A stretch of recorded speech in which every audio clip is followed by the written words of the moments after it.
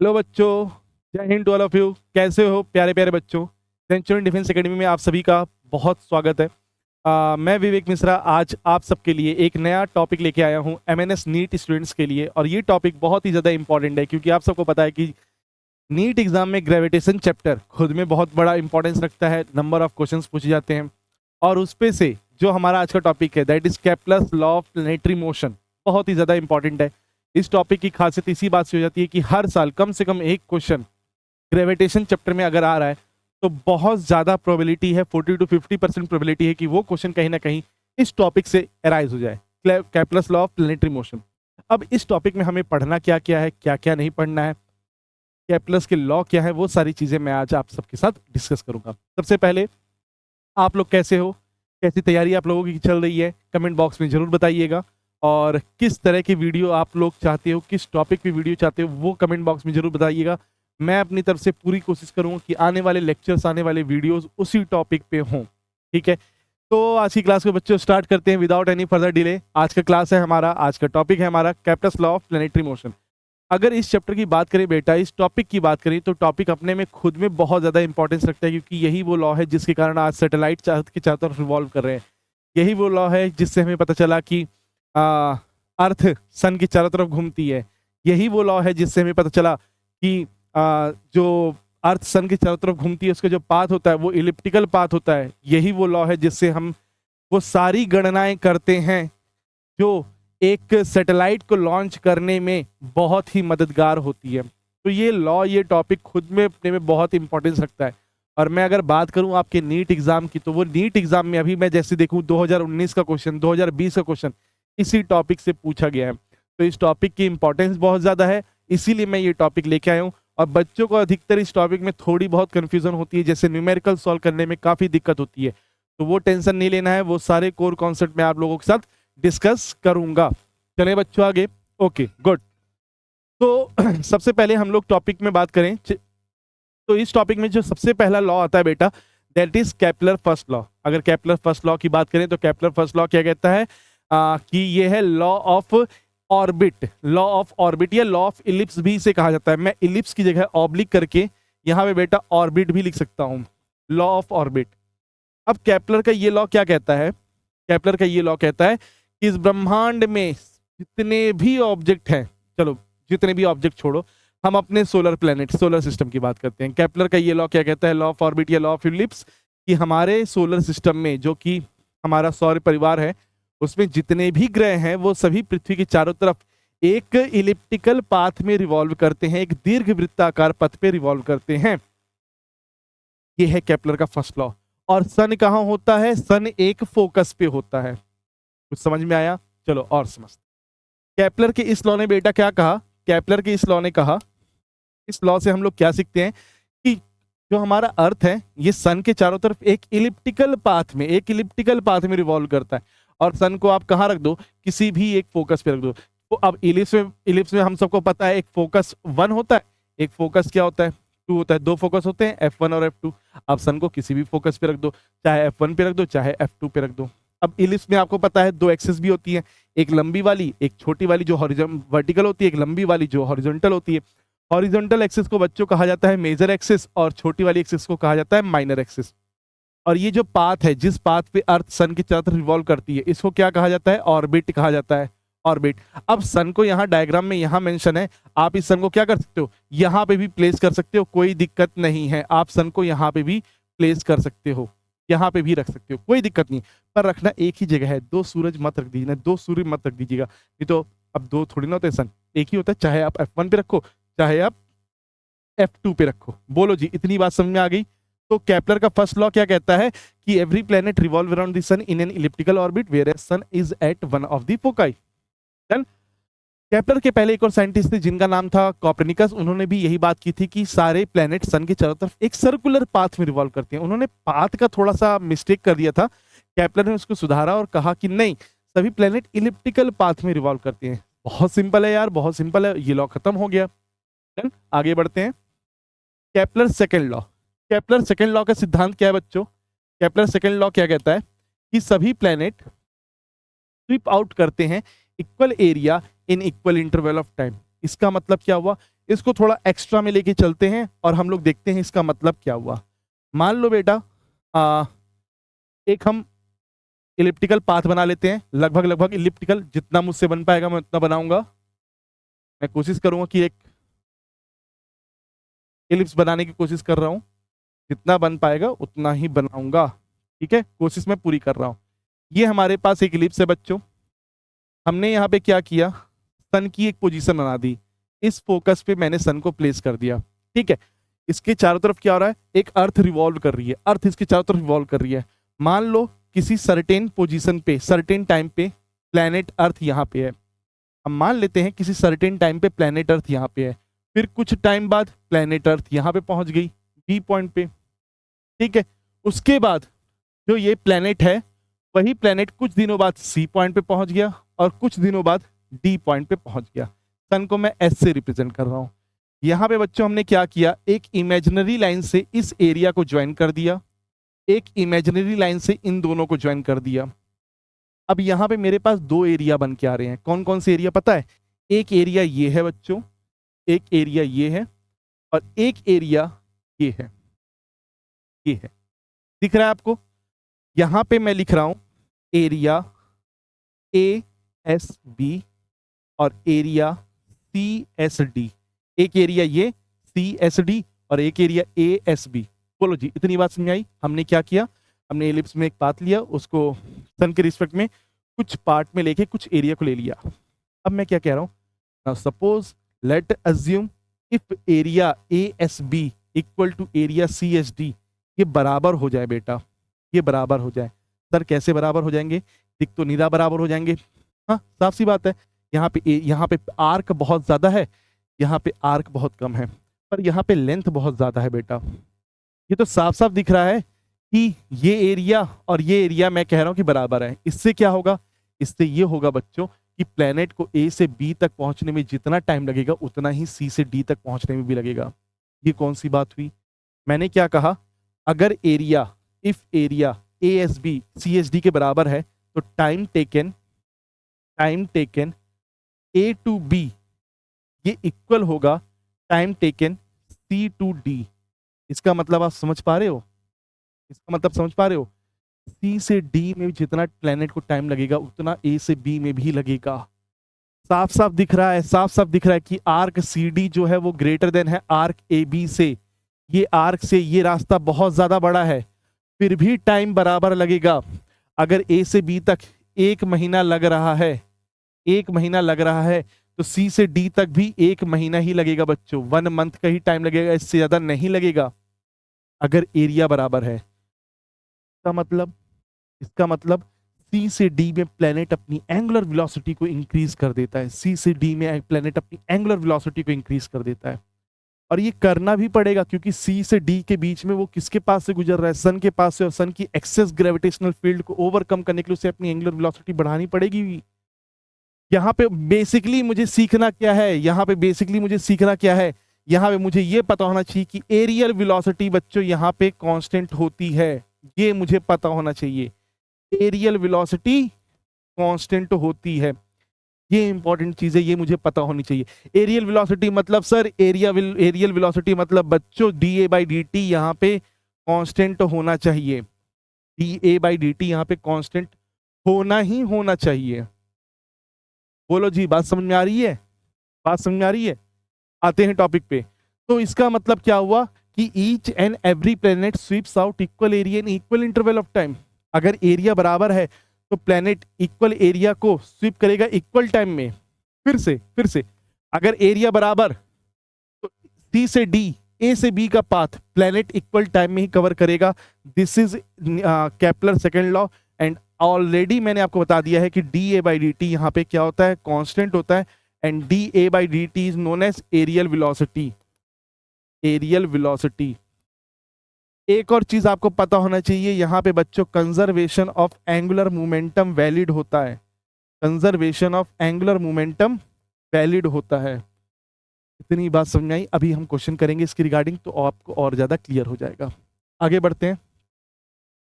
The most important part, या मैं कहूं most important law, most important law from Kepler is the Kepler third law. And what is Kepler third law? The statement of Kepler third law is that time period of one complete revolution of any planet, the square of time period of one complete revolution of any planet is just proportional to cube of semi major axis, or we can say that is just proportional to the cube of average distance between earth and sun और planet and sun. समझ में आया? इसको ऐसे समझो, मान लो बेटा Kepler third law में क्या किया है, मान लो किसी प्लेनेट को सन के चारों तरफ घूमने में, किसी प्लेनेट को सन के चारों तरफ घूमने में एक पूरा चक्कर लगाने में कितना समय लग रहा है, मान लो टी टाइम लग रहा है। एक पूरा चक्कर लगाने में कितना टाइम लग रहा है, टी टाइम लग रहा है। इसका अगर हम स्क्वायर करते हैं तो ये नोटिस किया गया कि ये किसके प्रोपोर्शनल होता है, उस इलिप्स के, उस इलिप्टिकल पाथ के semi major axis. Semi major axis का सर क्या होता है, ये वाली एक्सिस को बोलते हैं बच्चों हम मेजर एक्सिस। इसका आधा कर दो तो ये कहलाती है सेमी मेजर एक्सिस, ये कहलाती है semi major axis. Semi major axis कहां से कहां तक, यहां से यहां तक, या फिर आप इसको ये भी बोल सकते हो यहां से यहां तक सेमी मेजर एक्सिस इसके क्यूब के बराबर होता है, इसके क्यूब के बराबर होता है। T square proportional to A cube. अभी ये तो हम फॉर्मूला जस्ट एक फॉर्मूला पढ़ रहे हैं, एक फॉर्मूला पढ़ रहे हैं, पर फॉर्मूले के अलावा भी मैं आपको बताऊंगा तरीका कि कैसे इसको यूज करना है, कैसे यूज करना है। तो इतनी बात समझ में आ गई आप लोगों की कि time period of one square of time period of one complete revolution is proportional to the cube of semi major axis. Square of time period of one complete revolution is proportional to the cube of semi major axis. बोलो बच्चों, इतनी बात समझ में आई? Clear है यहां तक? अब इसको इंप्लीमेंट कैसे करना है, कैसे सॉल्व करना है, न्यूमेरिकल में कैसे करना है, तो एक बार बताऊं न्यूमेरिकल में कैसे करना है। एक छोटी सी हिंट देता हूं, एक छोटा सा हिंट देता हूं। हिंट यहीं पे भी लिखा हुआ है, ए क्यूब की जगह क्या लिखा हुआ जरा देख पा रहे हैं आप? Average distance. Just a second, आपको शायद ना दिख रहा हो, हाँ अब दिख रहा होगा। एवरेज डिस्टेंस,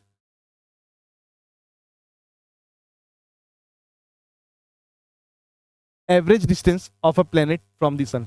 हमको ए क्यूब में सेमी मेजर एक्सिस नहीं लेना है, हमें क्या लेना है? Average distance from earth and sun, average distance from satellite to sun, average distance from satellite to planet. मतलब कुछ भी, किसी भी दो वस्तुओं के बीच की बस दूरी लेनी है और कुछ नहीं, बस दूरी लेनी है और कुछ नहीं। T square proportional to A cube, कई बुक में ये आर क्यूब भी लिखा होता है। T square proportional to R cube, उससे कोई फर्क नहीं पड़ता है, उससे कोई फर्क नहीं पड़ता है। जैसे इसके लिए मैं एक एग्जांपल ले लेता हूं ताकि आप लोगों को और क्लियर हो जाए, वो ज़्यादा ज़रूरी है। एक एग्जांपल ले लेता हूं। जैसे मान लो बच्चों, मान लो हमारे पास कोई प्लेनेट है, कोई प्लेनेट है जिसका रेडियस आर ले लेते हैं। इसके चारों तरफ एक सैटेलाइट रिवॉल्व कर रही है, एक सैटेलाइट इसके चारों तरफ रिवॉल्व कर रही है। This is satellite, satellite and ये प्लेनेट जिसका मास m, ये सैटेलाइट जिसका मास स्मॉल m, इसके चारों तरफ घूम रही है। तो अगर केपलर सेकेंड लॉ का इस्तेमाल मैं करूंगा तो पता है मैं क्या लिखूंगा? मान लो ये सैटेलाइट इस प्लेनेट के चारों तरफ टी टाइम में एक पूरा चक्कर लगा रही है, तो इस टाइम पीरियड का स्क्वायर किसके प्रोपोर्शनल होगा? यहां से यहां तक की दूरी, उसको मैं आर ले रहा हूं।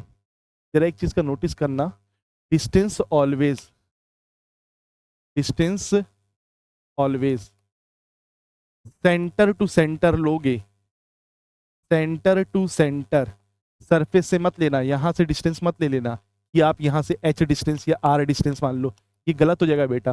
सेंटर टू सेंटर डिस्टेंस लेना। तो टी स्क्वायर मतलब एक कंप्लीट साइकिल का टाइम पीरियड कितना t, centre to centre distance कितना r, that is proportional to r cube. ये है Kepler second law, third law, जिसको हम लॉ ऑफ टाइम पीरियड बोलते हैं। अब आई होप कि समझ में आ गया होगा आपको लोगों को। आगे बढ़ते हैं। पहला क्वेश्चन आज की क्लास का, पहला question, when a planet orbit the sun, one of the foci of elliptical orbit is, when a planet orbit the sun, one of the foci of elliptical orbit is the axis, the perihelion, the centre, the sun. अगर कोई planet earth के चारों तरफ, कोई planet सन के चारों तरफ revolve कर रही है तो उसकी किसी एक फोकस पे क्या होगा? सन होगा। किसी एक फोकस पे क्या होगा? सन ही तो होगा, यही तो हमने पढ़ा Kepler first law. Now second question, N astronomical unit और AU is the average distance between. AU किसके बीच की डिस्टेंस होती है बेटा? AU किसके बीच की डिस्टेंस होती है? इट इज मीन डिस्टेंस और average distance between earth and sun, earth and sun. आप लोगों को आप लोगों को मुझे कमेंट बॉक्स में ये बताना है कि 1 AU कितना होता है। 1 AU कितना होता है, मुझे कमेंट बॉक्स में आप लोगों को बताना है, और बिल्कुल बताएंगे कि 1 AU कितने किलोमीटर के बराबर होता है। How many kilometre consist 1 kilometre, and what is 1 AU, that is the average distance और mean distance between earth and sun. Earth and sun के बीच की दूरी को हम क्या बोलते हैं, 1 AU। अब ये कितना होता है ये आपको बताना है। Next question, if the angular momentum of a planet of mass m, if the angular momentum of a planet of mass m, हमें प्लेनेट का बच्चों मास कितना दिया गया है, देखो क्वेश्चन को कैसे सॉल्व करना है।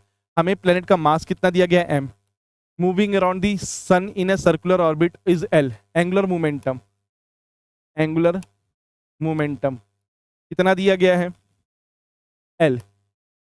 दी एरियल वेलोसिटी, एरियल वेलोसिटी पूछा जा रहा है, एरियल वेलोसिटी कैसे करेंगे, एरियल वेलोसिटी पूछा जा रहा है कैसे करेंगे, बोलो बेटा। एरियल वेलोसिटी हो जाएगा, देखो सबसे पहले मैं यहाँ पे इस सैटेलाइट का टाइम पीरियड फाइंड करूंगा, इस सैटेलाइट का time period, time period, time का फॉर्मूला क्या होता है, टाइम का फॉर्मूला क्या होता है, डिस्टेंस अपॉन स्पीड। मान लो ये सन है, इसके चारों तरफ एक अर्थ प्लेनेट रिवॉल्व कर रही है, तो इसका एक कंप्लीट टाइम पीरियड क्या होगा, डिस्टेंस अपॉन स्पीड। तो डिस्टेंस कितना, डिस्टेंस कितना, मान लो ये डिस्टेंस r ले लो, r है ना, r दिया है, ठीक है, हाँ r। स्पीड कितना बेटा, स्पीड, स्पीड होगा, नहीं डिस्टेंस अपॉन स्पीड ना, मैं गलत लिख रहा हूँ, डिस्टेंस, डिस्टेंस कितना होगा, that is 2 pi r। Speed कितनी, v मान लो, स्पीड कितनी, v मान लो, बोलो बच्चों, distance upon speed that is v। Now aerial velocity, areal velocity क्या होगा, area upon time. Areal velocity क्या होता है, एरिया अपॉन टाइम। हमसे क्या पूछा जा रहा है, areal velocity, it is area, area upon time. अच्छा जी, टाइम हमने निकाल लिया। एरिया क्या होगा बेटा, एरिया होता है पाई आर स्क्वायर सर। टाइम कितना, 2 पाई आर अपॉन वी। पाई से पाई नहीं कटेगा, आर से एक आर कट गया, ये ऊपर जाएगा, तो हमारे पास एरियल वेलोसिटी, एरियल वेलोसिटी कितनी आ जाएगी, ये वी ऊपर ये चला गया, पाई आर वी अपॉन 2 पाई। बोलो जी, पाई आर वी अपॉन 2 पाई। कुछ गड़बड़ हो गया क्या, हाँ पाई से पाई भी कैंसिल होगा, तो इसको मैं हटा देता हूँ। पाई से पाई कैंसिल हो गया, आर से आर कैंसिल हो गया, वी ऊपर जाएगा, वी ऊपर और एक आर नीचे, R V upon 2, R V upon 2 सही लिखा है ना मैंने, R V upon 2, pi R square upon 2 pi R upon V. V ऊपर चला गया, आर से आर कैंसिल हो गया, पाई से पाई कैंसिल हो गया, this is R areal velocity. पर यहाँ पे एक पंगा और है बच्चों, एक पंगा और है। पंगा ये है कि हमें एंगुलर मोमेंटम को भी इंक्लूड करना है, क्योंकि ऑप्शन में एंगुलर मोमेंटम भी आ रहा है। एंगुलर मोमेंटम का फॉर्मूला क्या होता है, एंगुलर मोमेंटम का फॉर्मूला क्या होता है, मैं इसको यहाँ कर देता हूँ, थोड़ा सा शिफ्ट यहाँ कर देता हूँ सॉल्व, ताकि आप लोगों को समझ में आ जाए। एंगुलर मोमेंटम, एल का formula M V R, L का फॉर्मूला एम वी आर, और अभी हमने एरियल वेलोसिटी कितना निकाला है, आर। अच्छा यहाँ से वी निकाल लो, वी निकाल लो, ये वी कितना हो जाएगा, L upon M V, L upon M V, एक मिनट, एम आर होगा, M R, L upon M R, बोलो जी। तो यहाँ पे मुझे v मिल गया, एरियल वेलोसिटी में v है, इस v को मैं अगर यहाँ पुट करूंगा तो मुझे एंगुलर मोमेंटम के टर्म पे रिलेशन आ जाएगा, नहीं नहीं, v मुझे मिल गया, इस v को मैं यहाँ पुट कर रहा हूँ, तो एरियल वेलोसिटी, एरियल वेलोसिटी कितना मिलेगा, r/2 तो पहले से था, v की जगह मैंने लिख दिया l upon M V, M R, l upon M R, L से एल, आर से आर कैंसिल हो गया, एरियल वेलोसिटी कितना आ गया, L/2m, L/2m है ये ऑप्शन, L/2m। फिर से एक बार क्वेश्चन को देख लो, क्वेश्चन अच्छा था, क्वेश्चन अच्छा था, ये क्वेश्चन एग्जाम में पूछे जा सकते हैं घुमा फिरा के। कोई प्लेनेट है वो सन के चारों तरफ रिवॉल्व कर रहा है, उसका एंगुलर मोमेंटम हमें L दे दिया गया है, और हमसे एरियल वेलोसिटी पूछी जा रही है। एरियल वेलोसिटी क्या होती है, एरिया अपॉन टाइम। अब प्लेनेट सन के चारों तरफ घूम रहा है, तो उसका कंप्लीट एरिया कितना होगा, पाई आर स्क्वायर। टाइम के लिए हमने क्या किया, circumference upon speed, distance upon speed, distance upon speed रखा है यहाँ पे हमने, आर से आर कैंसिल हो गया, पाई से पाई कैंसिल हो गया, हमारे पास areal velocity R V by 2 आ गया। पर यही मेरा आंसर हो जाता। पर यहाँ पे क्वेश्चन में एंगुलर वेलोसिटी को, एंगुलर मोमेंटम को इंक्लूड कर दिया गया है। एंगुलर मोमेंटम होता है बेटा L इक्वल टू mvr, यहाँ से मैंने v निकाल लिया L/mr, इस v को यहाँ पे पुट कर दिया, मेरे पास यहाँ पे रिलेशन आ गया एरियल वेलोसिटी का L/2m। बोलो क्वेश्चन समझ में आया? एक बार इसको नोट कर लीजिएगा और फिर से दोबारा देखिएगा, सॉल्व कीजिएगा। अगला question, the figure so elliptical orbit of a planet of mass m about the sun is s, the shaded region SCD is twice the shaded region SAB। हमें क्या कहा जा रहा है? शेडेड रीजन SCD कहा गया, SCD is twice the shaded region SAB। ठीक है, if T1 is the time from planet from C to D, C to D के लिए T1 टाइम पीरियड है, तो C to D T2 is then, अच्छा, और A to B from C to D is T2। अरे ये क्या लिख रहा है? If T1 is the time for the planet to move from C to D is T1 and T2 from, okay ये T2 है, ये T1 है, हमें ये कंडीशन दी गई है, इसके बीच में हमें रिलेशन पूछा जा रहा है। तो कैसे करेंगे? SCD हमें कितना दिया गया है? ट्वाइस ऑफ SAB दिया गया है। तो बेटा अभी हमने क्या पढ़ा? एरियल वेलोसिटी यहाँ पे कांस्टेंट होती है, तो मैं यहाँ पे लिख सकता हूँ कि area SCD upon area SAB, area SCD upon area SAB equal to T1/T2। ये कितने टाइम्स दिया गया है? 2 टाइम्स SAB लिख सकता हूँ इसे, और ये नीचे एरिया SAB, इससे ये कट गया, T1/T2 आ गया। तो यहां से हम क्या लिख सकते हैं? T1 equal to 2 times T2, T1 equal to 2 times T2। हो गया क्वेश्चन, सिंपल था। अगला question, which of the following graph represent the motion of a planet around the sun? Okay जी, T is the time period, R is the average distance. Okay, मतलब T और R के बीच में हमें graph पूछा गया है, T और R। बेटा अगर ये विजिबल नहीं हो तो मैं आपको बता दूं, this is T square, this is only T and this is T, R, everywhere is R, here R cube and here also R cube. Now which one is the correct graph regarding a planet revolving around the sun, where T is the time period, R is the distance, average distance from planet and sun? तो कौन सा graph सही है? अभी हमने क्या पढ़ा? हमने पढ़ा T स्क्वायर प्रोपोर्शनल किसके होता है? R क्यूब के होता है। ठीक है, तो यहाँ पे बेटा T स्क्वायर और R क्यूब के बीच में अगर ग्राफ बनाओगे, ये भी पूछने वाली बात है, ये वाला ग्राफ सही हो गया। 2019 का क्वेश्चन शायद ये, हाँ इसी के लमसम का क्वेश्चन है ये, नीट। अब देखिए T स्क्वायर R क्यूब के प्रोपोर्शनल होता है, तो कौन सा ग्राफ होगा? ये वाला ग्राफ हो जाएगा। अगला क्वेश्चन, हाँ यही क्वेश्चन मुझे आपसे डिस्कस करना है, और ये भी 2019 का क्वेश्चन, नीट 2019 का क्वेश्चन। क्या है बेटा? The time period of geostation satellites 24 hour at a height 6 RE। हमारे पास एक अर्थ है, एक सैटेलाइट है, कितनी हाइट पे है? 6 R पे है। फिर इसका टाइम पीरियड कितना है? 24 आवर। उसके बाद क्या कहा जा रहा है? The time period of another satellite whose height is 2.5 RE। अब एक दूसरा सैटेलाइट है बच्चों, एक दूसरा सैटेलाइट है जिसकी हाइट कितनी है? 2.5। इसका टाइम पीरियड हमसे पूछ जा रहा है, इसका टाइम पीरियड। तो हमने फॉर्मूला क्या पढ़ा है? हमने फॉर्मूला पढ़ा है T square proportional to R cube. तो इसके लिए मैं लिख सकता हूँ 24 का स्क्वायर इक्वल टू, प्रोपोर्शनल हटाओ, कांस्टेंट 1 ले लो, R क्यूब। R कितना है बेटा? 6 R का होल क्यूब। फिर इसके लिए क्या कर सकते हैं? अपॉन में, इसका टाइम पीरियड नहीं पता, T स्क्वायर, इसका डिस्टेंस पता है 2.5 R का होल क्यूब। R क्यूब से R क्यूब कट जाएगा, T स्क्वायर हम निकालेंगे, आंसर आ जाएगा। पर ये क्वेश्चन हो जाएगा गलत। क्यों? क्योंकि अभी हमने पढ़ा था, अभी मैंने बताया था कि केप्लर्स लॉ में या ग्रेविटेशनल फोर्स में हमेशा distance centre to centre measure की जाती है।